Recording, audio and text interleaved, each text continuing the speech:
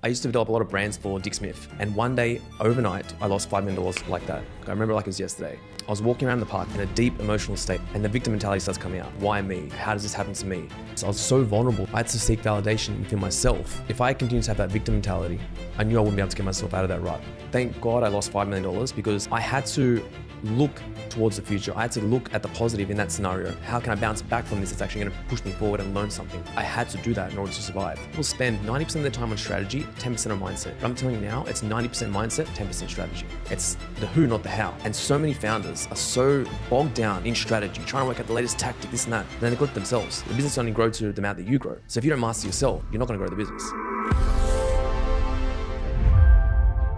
Hear the stories, learn the proven methods, and accelerate your growth and future through entrepreneurship.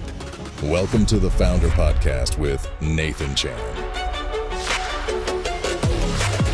Hey guys, welcome back to another episode of the Foundr Podcast. We're here in the studio. We've got Matt Orlic. He's the co-founder of Qure Skincare. He's been building businesses for 20 years. He's usually based out of Croatia. He's come down to do this one. So Matt, thank you so much for taking the time to be here. No, thank you. It's going to be cool.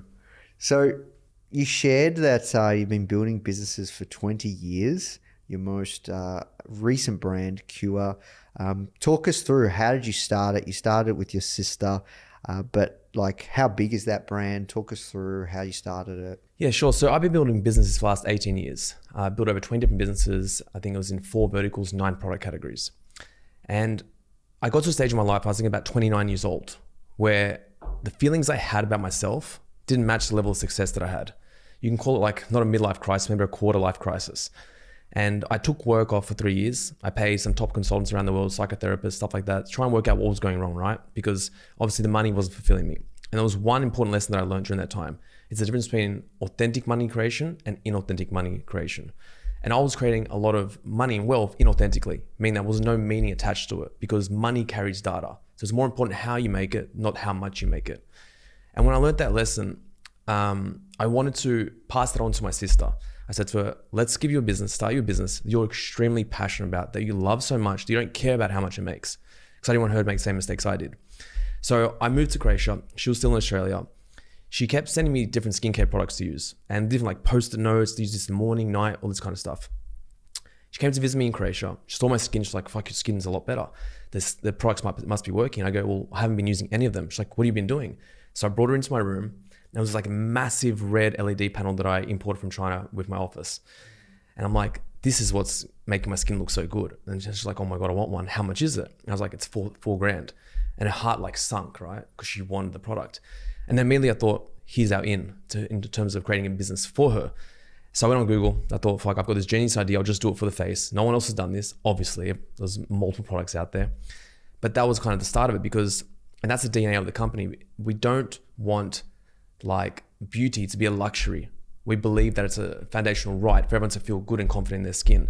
And I didn't want these social economic barriers or people going to clinics and these expensive devices to not allow someone to have good skin.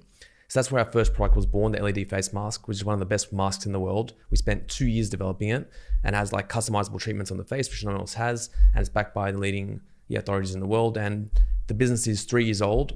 And we recently had our first $1 million day. And that was from Black Friday. Was that from Black Friday? Yeah. Okay. Interesting. And I think I've read you guys are on track to 50 million this year. Yeah. Maybe slightly under 47, 48, something like that. Yeah. Okay. All right. But pretty impressive growth. 0 to 50 mil in 3 years. A year. Yeah, exactly. Yeah. Well, yeah. In this calendar year. Yeah. Okay. Wow. Yeah. So that's pretty impressive growth. Yeah.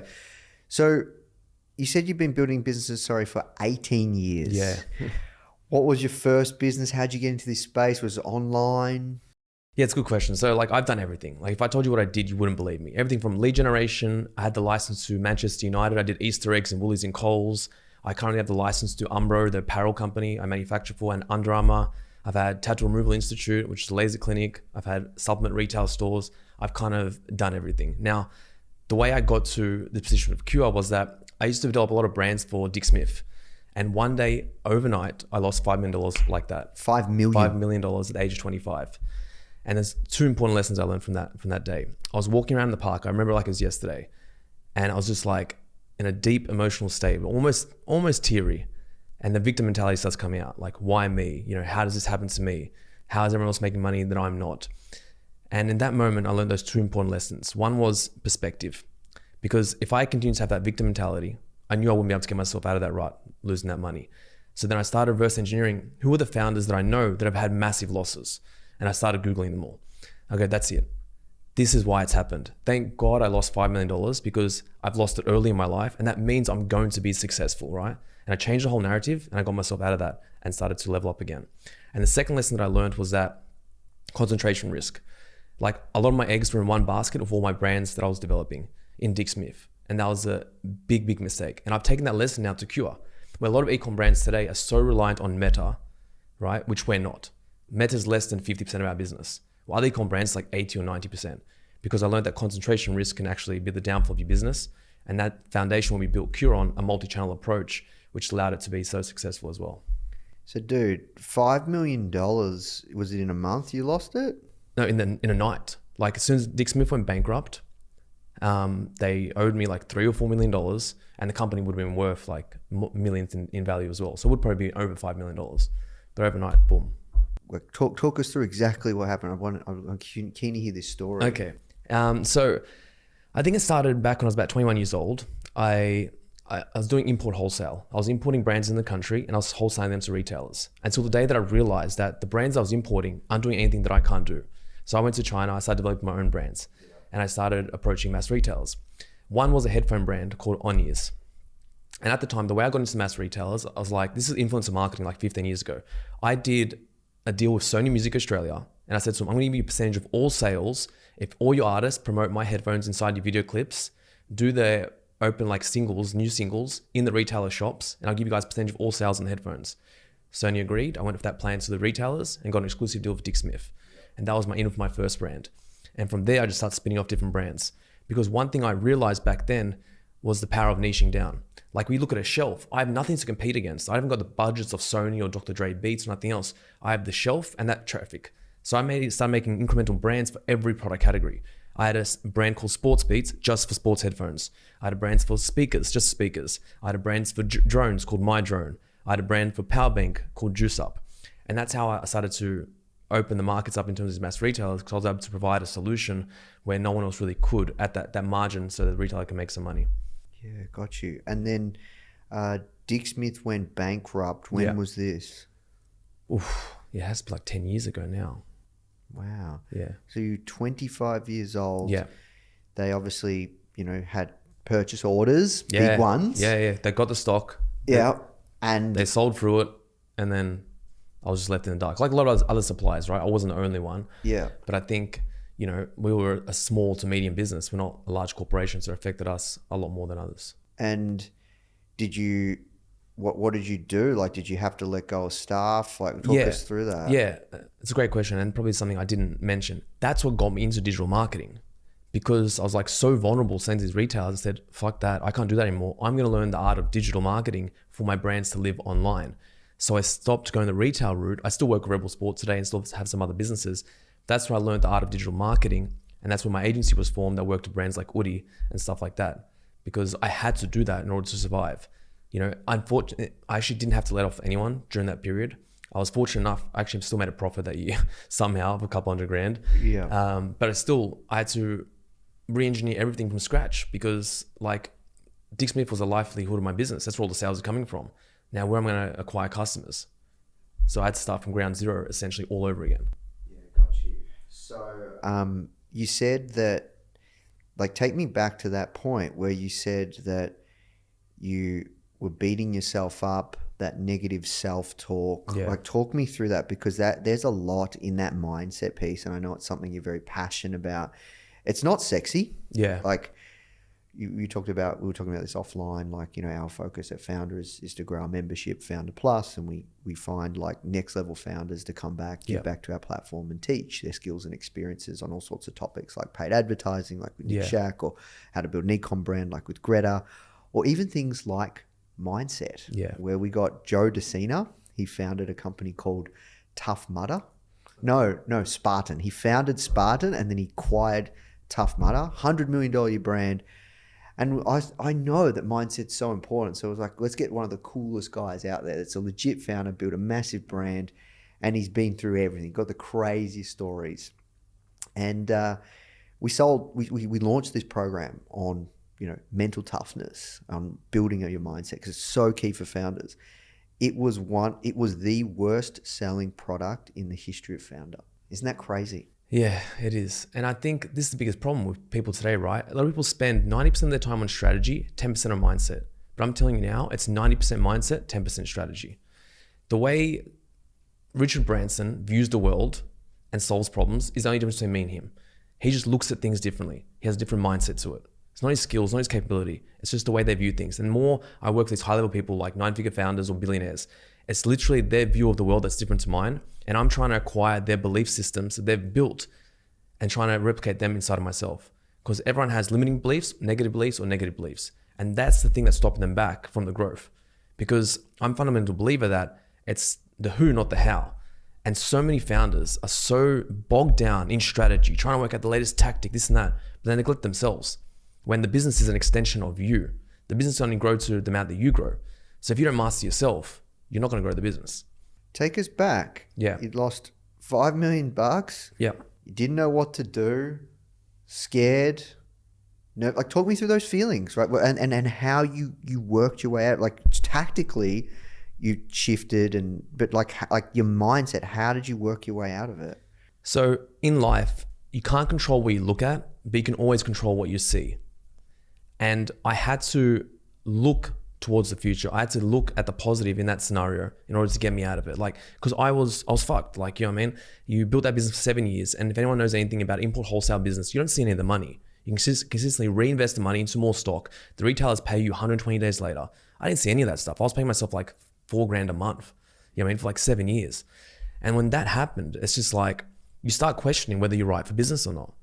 Then you have your mum, your parents to tell you like, hey, maybe you should get a job. Do you know what I mean? And then you have to battle against those types of belief systems. So for me, I had to find other narratives that would push me forward and allow me to restructure my thought process to give me a growth mindset. And that's why I said before, like I started reverse engineering other founders who lost heaps of money. And I started seeing how could this be a positive impact on my life? You know, how can I bounce back from this? It's actually going to push me forward and learn something. Because the victim mentality, like your inner world creates your outer world. If I keep seeing a victim mentality, that's all I'm going to reflect in my outer reality. So then I just had to be a positive mindset from then on. That's not something you can just turn on though, right? Like it comes down to your daily rituals, your daily non-negotiables. Yeah. What shifts did you make to focus on your mindset, not be a victim? Because many founders would have given up. Like what did you do? What changed? And you said did you study founders? Did you get a coach? Like I really want to go deep because this is key. Yeah. And not enough founders talk about this stuff.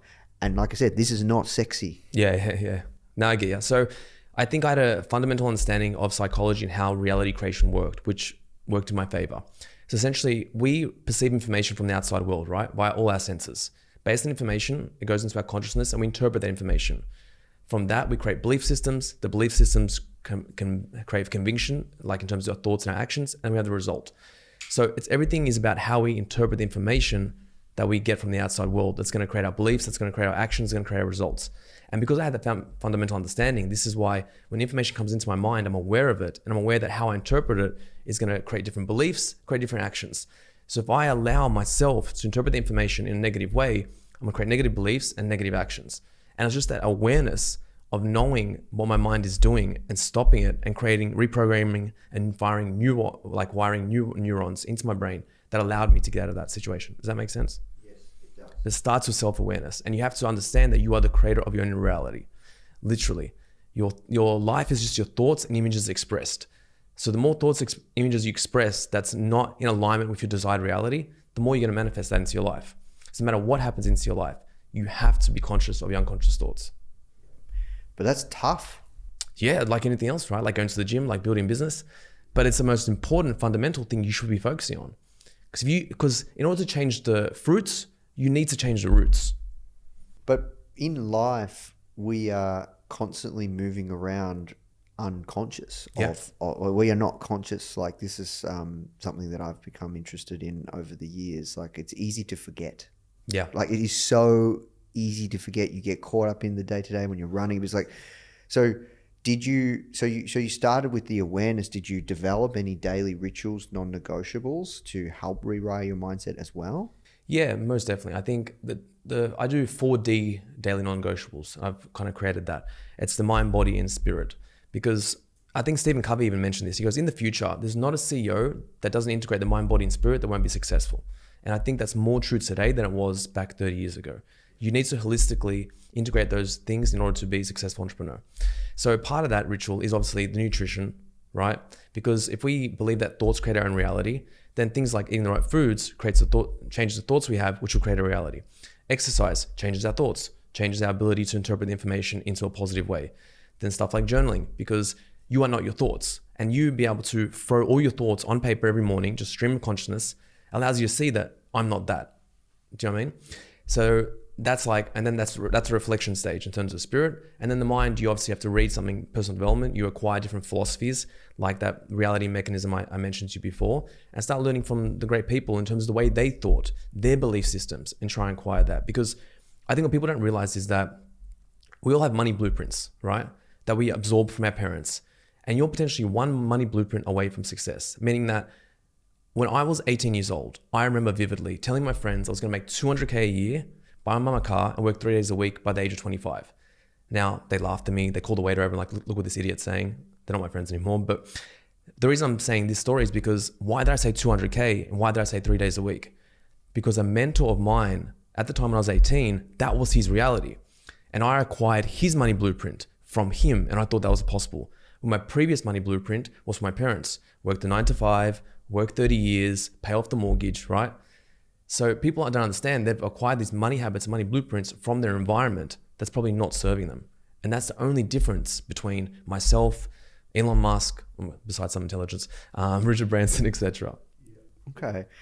Man, this is crazy. I didn't think this interview was going to go this way, but I like this direction. Yeah. I'm going to keep going with it. So you talked about money blueprints, and you talked about there was a point in time where you were making a lot of money with your business, but you didn't feel worthy. Yeah. Talk to me about that. Talk to me about what the business was, the point in time, how long you've been building businesses. Like how did you work that out? And talk me through this, because this is another really important thing that nobody talks about. For sure. I think I was about 29 years old, and it just dawned to me one day that I just wasn't fulfilled. I felt empty. And for whatever reason, there was a moment in time where I knew that if I made an extra $1 million, I would not feel any better. I just intrinsically knew that. At the time, I probably had 9 different businesses at the time. Yeah, at one stage I had 13 at my max running at the same time, which was not a great idea. But at the time, I think I had 9 businesses, and I just realized, hey, I'm not fulfilled. I'm not gonna get any happier if I put another $1 million next to my name. I need to go on a spiritual journey and work shit out for myself. So, and the only way to do that is to leave everything behind. So I didn't work for 3 years. I left all the business under management. I said, I'm not working until I work my shit out myself, because I can't continue to live like this. It was tormenting. You're working 10 hours days. You don't even know why. Nothing feels good anymore. You're like numb to any success, numb to any deals. And I had to develop feelings again. Like I just wasn't feeling anything. I was like numb. So some people might say it's depression. I don't know. But I look at it from a different perspective. It's just like a notification that I need to change. So that's why I took the 3 years out. I started working with the top psychotherapists in the world, health people, spiritual people, trying to absorb everything about the self, right? So I understand. That's why that one concept that I mentioned before, the authentic versus inauthentic money, came in. But amongst that, I learned a lot of other lessons. But I knew that if I was going to live a life that I was happy and fulfilled with, I had to create a life of limitless creation, one that I wanted to get up every morning and work 9 to 5 and not care about the money and not care about the success and the results. I had to seek validation within myself, not the external world. Yeah, I see. So 3 years is a long time. Yeah, a long time, yeah. So what period was that? From 29 to 32, I'm 35 now, so it was like 6 years ago.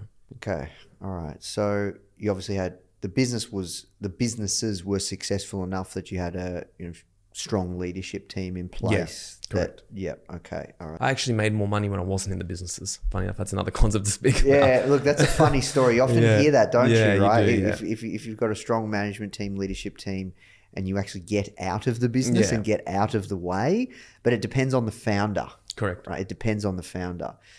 So I get the feeling that you're the kind of founder that is quite creative, have a lot of energy, good on strategy, product and marketing, but probably the mechanic side, not so much, you think, the people management side, the people that, exactly. Okay. Yeah. So you find that there's kind of, from my experience, there's a couple of founders, is the one side like Steve Jobs, who's the hustler, and then you've got Wozniak, who's the hacker, but then you also have that third archetype, more mechanic side. But you need either two of those three or one of those two to complement each other. Yeah.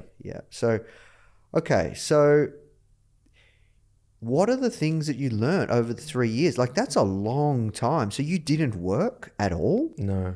I might have checked a couple of emails a week, but no more than like 30 minutes a day. So what were you doing? Were you traveling around the world? Were you single? I was single. I got my skydiving license. I started skydiving all around the world. I tried a lot of plant medicine stuff. I just experimented, right? Like, because I don't even know what I like and what I don't like. Because in life, we have to experience everything, I believe, in the fringes, and then bring it back to what you think you like and you don't like. At the time, I really didn't experience anything besides business. So how do I know I even like business? Like, I started from such a young age of 17. So for me, it was just a moment to go crazy, do everything that I didn't do, the complete polar opposite, and then see where that lands me. And that's why today I have so much peace in doing what I'm doing, because I've pushed the boundaries and everything else. And that's why I'm able to operate and at such a high frequency, I think, today, and why the companies are doing better today is because I'm better as a person. Okay. So you talked about, I want to go back, we didn't quite get there around the money blueprints thing and the fact that you didn't feel worthy about the money that you were making. When was that the case, and how did you rewire and work on that piece of the puzzle? Yes, that's a good question. I think that was about 29 when I realized that was kind of happening to me. Well, sorry, it was 30 when an actual psychologist told me why I felt like that concept of authentic money versus inauthentic money. And I understood that the stuff I was doing wasn't intrinsically motivating. It was all to achieve a certain number. So then if it's all to achieve a certain number, then my internal validation is tied to that number. And in a world where you see everyone doing stupid numbers here and there, you see one person doing 100 million and you're not, then you think you're worthless. Do you know what I mean? Because I'm tied to that number. I'm not doing it for any other reason than the number. So now the playing field for me is just about numbers. And I'm comparing myself to every other number in the world. And you can't feel good about your situation when you're doing that, right? Comparison is a thief of joy. So if that's my data point, then I'm fucked. But if you create a business where it's authentically driven and intrinsically motivating based on the mission that you're creating and has a sense of meaning attached to it, I can't compare someone making $100 million in crypto to me because he doesn't care about the crypto. I know he's chasing the money. You know what I'm saying? So I'm playing a different game now, where I'm playing a game against myself because my interests are going to be completely unique to me, what I want to do. And that's how I was able to re-engineer my internal mechanisms to actually live a more fulfilled life. Because now I'm not playing anyone else's game. I'm playing my game. Yeah, I love that. But some people watching this or listening would be like, well, that's easy to say, Matt. You've done really well. You've put yourself in a position where you don't have to work. It's easy. Like, what would you say to that? Like, for founders that are in the early stages? The same shit money you're making now, doing something you don't like, you can make it doing something you like. Like, in reality, in psychology, the breakout point is $100,000 a year, meaning that there's a lot of research showing that after $100,000 a year, the level of fulfillment from making more money than that, like, dramatically decreases. That's like the breakout point for living a certain quality of life. And for you to make $100,000 a year doing something you love is extremely easy. Extremely easy. And I guarantee you'll have more fulfilled life making $100,000 a year doing something you absolutely love and passionate about than making $1 million something that you hate. Because one thing that I noticed as well in my journey is that you start to self-sabotage yourself. Because think about it this way. If I don't like the business I'm building, why would I want it to grow? That requires me working more on the business that I fucking hate doing. And a lot of us entrepreneurs like myself will self-sabotage. I would go partying. Every time I made a bit of money, I'd go partying. I'd ruin myself because intrinsically I didn't want to keep growing that business because I hated building that business. And I see this a lot with people that I coach. And the really thing I just work with them in is reestablishing their belief systems and their pattern of life, because I think that's where all the juice is. Hey guys, I really hope you're feeling inspired from today's interview. Now, the truth is, all successful e-commerce founders started from zero, with a spark of an idea and a whole lot of determination. But let's be real, building or growing an e-commerce business is no walk in the park. And that's where Foundr Plus comes in, which I'm really excited to share with you. It's a culmination of a decade worth of work at Foundr. So if you're feeling stuck in your e-commerce business, you're lacking confidence to move forward, or you're worried about making costly mistakes or not knowing how to grow your business, Foundr Plus is here to support you on your journey. You get access to a customized learning pathway with proven frameworks from successful e-commerce founders for fast results, incredible programs, a supportive community, weekly live mentorship, exclusive savings on startup tools, and 24/7 real human support. Try Foundr Plus today for just $1 for 7 days so you can accelerate your business goals. Visit foundr.com/start $trial or click the link in the description to claim your trial. All right, now let's jump back in the show. So talking about Qure, right? Massive growth. Yeah. You've been in the game for a long time though. Yeah. What do you believe were some of the key things? How did you start sourcing the product? Yeah, so we developed the product from scratch, but I think the main takeaway for Qure is there's 4 different leverage points when it comes to e-commerce, right? 4 leverage points when it comes to e-commerce to make any brand successful. 1 is product leverage. You have to have a differentiated product in the market in order to gain leverage, because there's a flywheel attached to that, where if you have a better product, you can get better influencers, you can create better marketing and everything else. The second is audience leverage. Now, that means acquiring someone else's audience to get a negative CAC. So teaming up with influencers, giving some influencers potentially equity in your brand is a great way to do that. The third is margin leverage. Today, you need 70 plus, if not 80% gross margin. You just need it, right? If you don't have it, don't do it. And then the fourth one is OPEX leverage, operating leverage. I set up the office in Croatia, which we spoke about offline, which has fantastic people and a fraction of price anywhere else in the world. So I have all those 4 leverage points in Qure, and that's why we are successful today. Yeah. And you're the co-founder. Are you the CEO? Yeah. Okay. So, Well, myself and my sister were like co-CEO. okay, co-CEOs. Yeah. Okay. Is your sister based in? She's based in Sydney, Australia. Yeah. She's the brains behind all the products. Like, there's one thing I learned as well. Like, without her passion, the business wouldn't be where it is today. If it was just me, it wouldn't be where it is today. You know, her heart is so entrenched into that brand more than any other founder I've ever seen in my life, because we have something that's so authentic to her.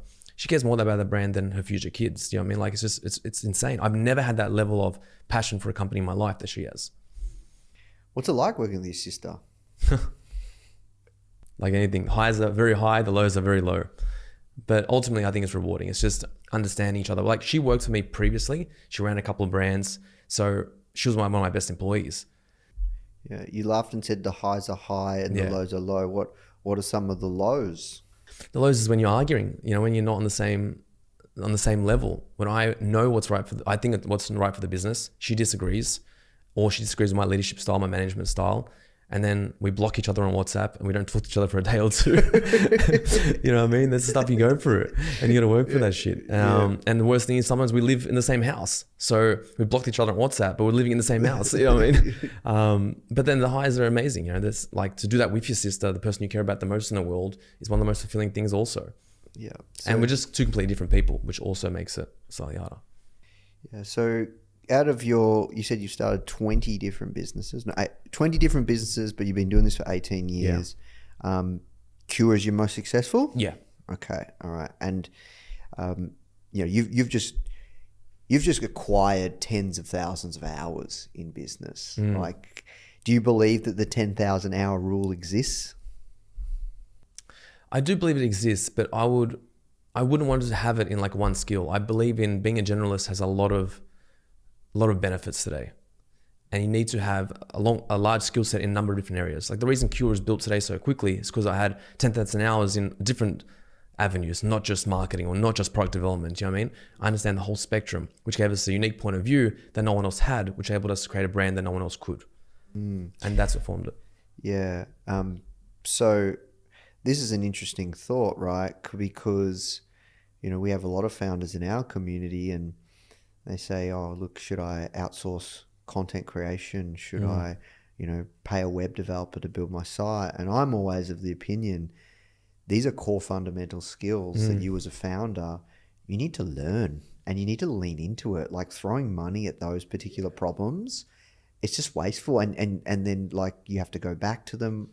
Now, look, there's one skill that I'm still in two minds. I don't think I need to know it, but I don't know how to run. I don't know how to do media buying. I don't think it matters at this point because it's so much creative. We can do it for you. Yeah, but like, you know what I mean? Like, no, I get it. Like, but I think there's some other key skills. Like, I'm really going deep on copy now. Like, we have copywriters here at Foundr, but like, I want to be a better copywriter because I think it's a fundamental skill. So, in saying that, what are the core skills as a generalist or an early stage founder that you think are fundamentally key in this market, especially with you pair AI as well? Yeah.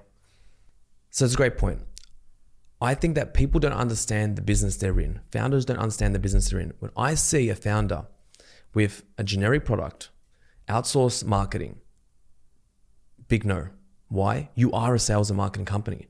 Your ability to sell and market that generic product, the same that everyone else has, like a supplement, is what differentiates you from the rest. So how can you outsource it? There's different e-com brands that are more product development founders. Okay, they can afford to outsource sales and marketing because they're product development.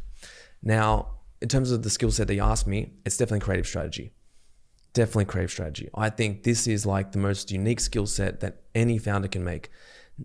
So much so that I believe that you can build a $10 million business today off organic creative, not even paying for ads. That's how important creative is. For an e-com brand. 100%. And I've seen it done. And our big initiative next year for Qure is to go organic first and not paid ads, to not rely on paid ads. We're going to humanize the brand. We're going to invest so much money in content creation, organic. And I've seen it done. Victory is a great example of it. I think High Smile, I've done it extremely well. Yeah, we did a big interview with them. Yeah. Did you seen it? Yeah, I watched it. Yeah, it's good. Yeah. And I'm telling you now, it's their organic stuff. That's what drove their business to whatever, $1 billion or whatever they're worth. I don't know what it is. It was their organic marketing engine. Yeah, they are very, very good at creative. It's crazy what they've been able to do with the team out of the Gold Coast. Yeah. Right? You and I are both from Australia. We both know there's not talent there. You're from Sydney, I'm from Melbourne. Yeah. Like that, those are the real talent pools, but it's crazy. Like they must have a crazy culture. Yeah. Like that's one thing I know is like you can work out anything if you put your mind to it. So you need to find people that have that same mindset, and they must have that in that culture to be able to do what they do, because they're playing at a very high level out of the Gold Coast. Oh yeah, it's phenomenal. Yeah, it's crazy. Great. So talk me through your actual strategy. Like what does that look like? How much content? How do you know what's good? What does it look like to test it? Like actually talk us through it. So, and also if anyone wants like an SOP in terms of creative strategy, I'm happy to provide our internal one. Just message me on Instagram. But I think for us, we're fortunate that we built multiple product categories. Another reason why Qure is successful. I'm in LED, I'm in water filters, I'm in microneedling. Other people have sold businesses in those categories. So I've got like 3 businesses in one, which gives me a lot more things to talk about. But essentially we have education, where we do problem, story, teach, right? That's a big one for us. And then we just try and replicate that across all the different product categories. And there's no real systematic process. You have to just throw so much at the wall that you can find patterns, understand what sticks. Now, I spoke to someone at High Smile, I was trying to poach one of their content creators. Now, whether this is true or not, she told me there was no teachings from them internally. She said that we just saw in the account what worked and we iterated on it. So the only thing the best you can learn is from yourself. And that just comes from taking shots on goal. Like if you're not creating 2 videos a day, then you're not really putting any effort in. You also said that you're big on mentoring and coaching, and you said you've spent about $500,000. Is this in the past year on coaching, or probably like 3-4 years? Yeah. Okay, yeah.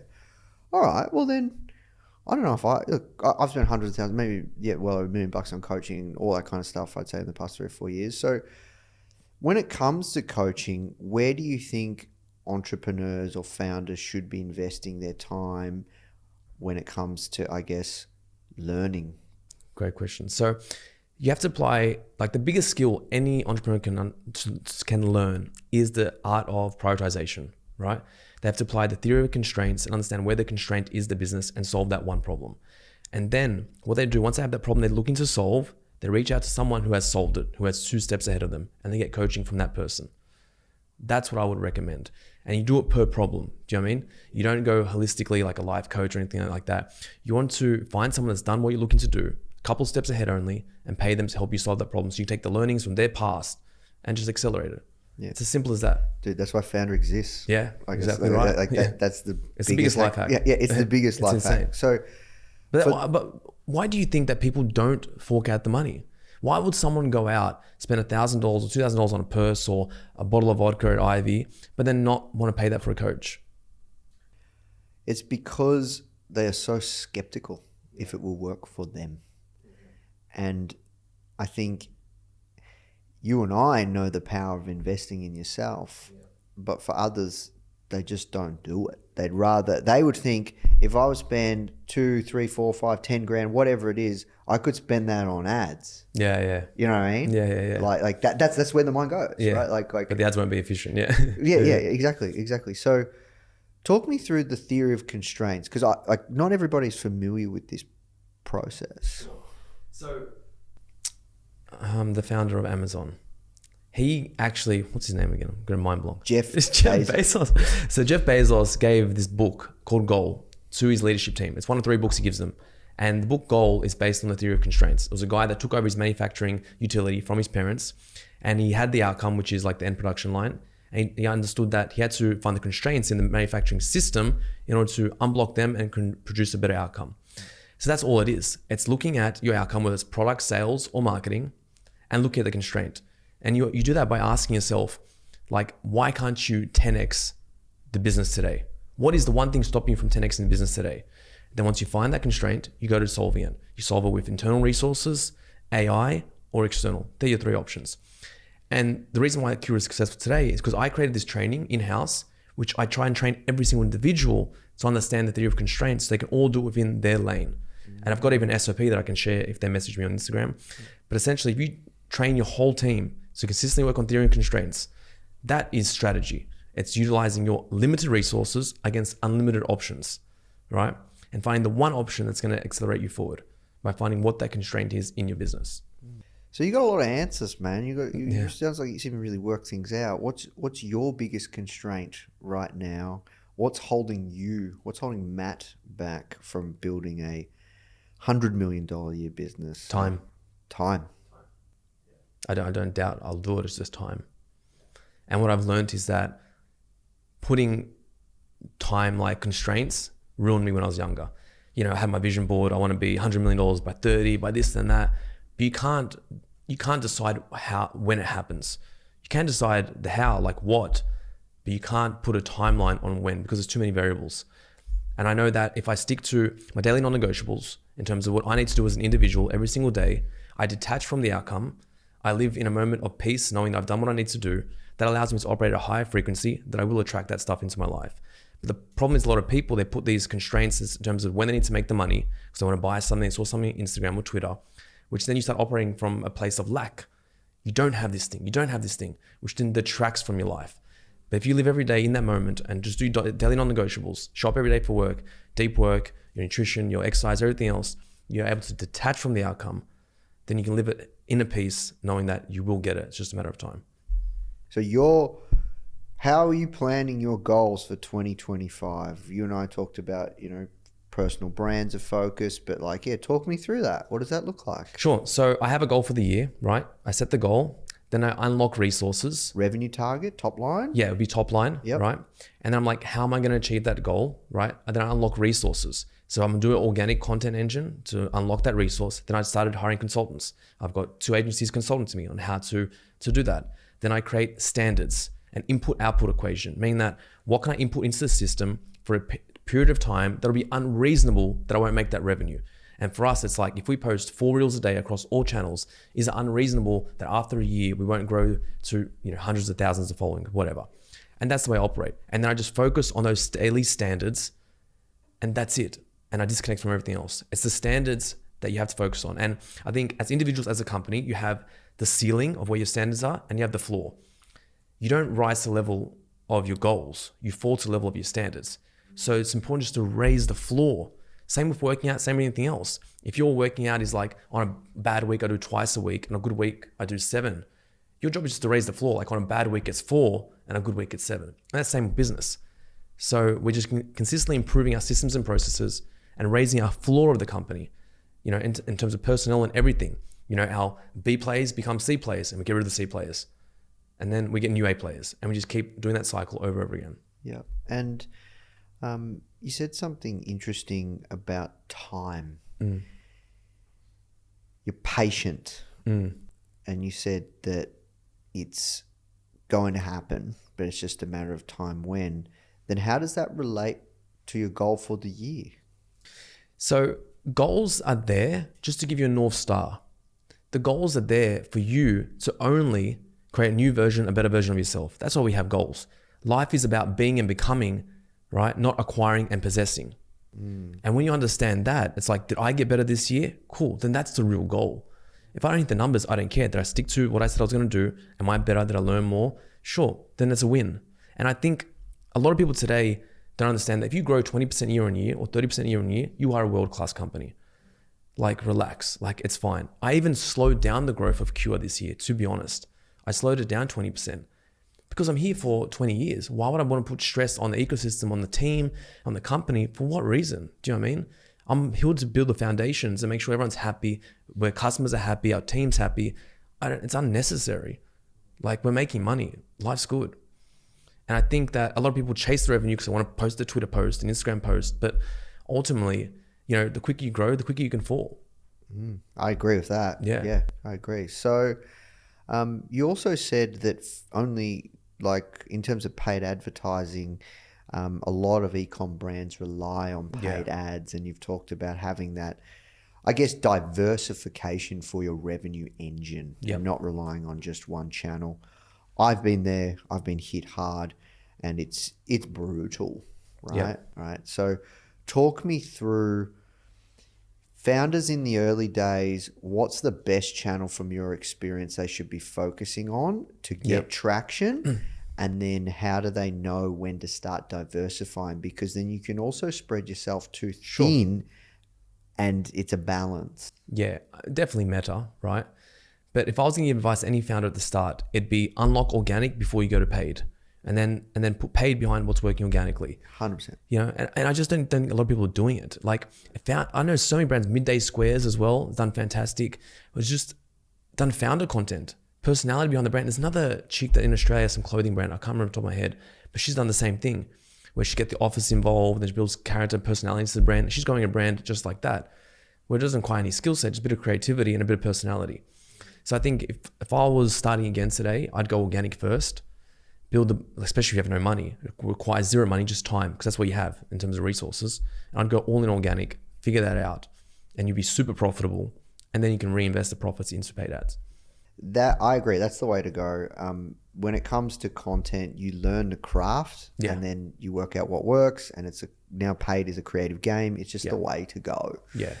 So you said at peak you had 12 different businesses, or 13. 13, yeah. What were they? So I have the manufacturing of Umbro, their apparel brand. I have Pro Sports Group, which we were the largest in football equipment in Australia. I had Skywalkers, those electronic bikes. I had the Easter eggs for Manchester United and Liverpool. I had the tattoo removal laser clinic. I had the digital marketing agency. I had a headphone brand called Sports Beats. I had iPhone accessories brand called Juice Up. I had Airbeats, which was a Bluetooth speaker brand. I had a retail supplement store called Elite Subs. That's 10. What else? I'm missing some. That's okay. It was a while ago. That's okay. Okay. How were you operating, and was that when you were coming from a place of self-validate, like not like lacking that self-validation? I think it's a perfect example when you're not right yourself, it extends to your business. And how chaotic I was internally reflected that externally by doing a million different things. And the way I was able to do it is by transformational leadership. So there's two different types of leadership, right? Transactional and then transformational. Transactional is like, this is how I started. I hired people, I tell them what to do, I check if they've done it, and then I tell them what to do next. You get burnt out. And then transformational is like, I give you an outcome, we measure the results, and then I coach you. And by the second transformational, you can you can manage a huge team like that, right? Because I'm just coaching people, where before it was very transactional. And I think what I realized today, which I didn't even back then, is that before it was like I hire people to do the job I tell them to do. Then I upgraded that mindset to no, I hire better people that are better than me to tell me what to do. But what I understand today more than ever is that millionaires build systems, billionaires build people. And my job is to create the container and build the people to build a business. I work for them. When someone comes to me now, I work out their 5-year goals and I try and make sure their 5-year goals can live inside the company, and I'm helping coaching them. So now I work for them, and that's where my mind shifts really changed. Interesting. So at that point, when you had the 12, 13 different businesses, you were still a transformational leader. Yeah. Yep. Okay. Yeah. I had to be. Otherwise, I couldn't have operated all 13, you know? Yeah. Okay. But that's still insane, even the thought of operating that many different businesses. So you still had the work to do, and you still do right now. Like, it never stops. Yeah, I definitely that time, I was working stupid hours because I didn't have enough resources individually in the company to be super profitable. So I had to spread resources across all companies to try and be more efficient, which I thought was better back then, but obviously it's not. Got you. And then you moved to Croatia. Yeah. You set up an agency there. How big's your agency? Agency is not big. We're very boutique. We probably have like 4 media buyers, Yep. And about 25 clients, because the media agency is an extension of me and my personal brand. It's all referral. We've never done really any marketing. Yeah. Marin, the head guy that took Woody from 4 to 250 mil, is like a partner now. He does an amazing job on Twitter in terms of educational content. Yep. But it's just like referral, friends and family, essentially, they come in. Yep. Got you. So you guys used to do the media buying for the Oodie. Yeah, Vessi. Yep. Like that. We have mutual friends through Greta Yeah. introduced us. You said you've done some work with Davey and stuff. So when it comes to, I guess you talked about time, what are your other challenges that you're facing right now that you're working through? It's just belief systems, like what does someone who has a 9-figure brand believe that I don't to be true, and how are they operating? Because that's all it is, Like, I'll give you a stupid maybe example. Richard Branson has assistants that run his life, literally filter all the information, high-level things, and make decisions for him. Where this founder who's doing $1 million a year can't get an assistant to read the emails. It's like, oh, it's too private. They're not going to know. Do you know what I mean? But that's just a mindset shift. You look at someone like John Maxwell, who's a GOAT in leadership. He has someone that's head of word that tracks every word he says and writes his own books for him. He doesn't write them. Do you know what I mean? So these are things, they're just belief systems and unlocks that I'm not aware of yet. I don't even know what's stopping me, and I'm just trying to work it out along the way. And I think that's the only difference stopping me from being here to $1 billion. Just what do I believe to be true and how am I operating? So have you mapped out your goals on building a $1 billion brand or becoming a billionaire? Sure. I think that's Qure. That's the path at the moment is through Qure. Yeah. But once again, if we don't hit it, it doesn't really bother me. It's more about how much better am I as a person every single year, and am I enjoying what am I doing? And as long as those two are intact, then I'm okay. But to be honest, I probably work about 2-3 hours a day on Qure only. Yeah. Okay. I think a lot of my efforts now is probably calendars to education, helping the next lot of entrepreneurs moving forward. And I need to show people as well, you don't need to work a lot of hours if you set the business up correctly. You have the right systems, the people, and education in place. You shouldn't be the one building the business, because that's not really a valuable business then. The people that build the business, then that makes it a valuable business. Yeah, I agree. Well, look, dude, I could talk to you all day. This has been a ton of fun. No, likewise. I love the direction this interview went, especially around mindset. This is stuff I've never really talked about to people, but stuff I'm thinking about always. Yeah. I'm curious, is there any questions that you wanted me to perhaps ask you that I haven't asked you, or what are some other things that you think founders don't talk about enough that you wanted to share, and we'll work towards wrapping up? I think I just probably leave everyone with a framework in terms of, if you have a limiting belief, like if you create an outcome, I want to make $1 million a year, ask yourself, what beliefs do I have that's getting in the way of achieving that $1 million a year? Is it I'm not good enough, I'm not smart enough, whatever it might be. And there's 3 parts to unlock that belief. First one is, how do I know this is true? Like, where do I have tangible evidence that this belief is true?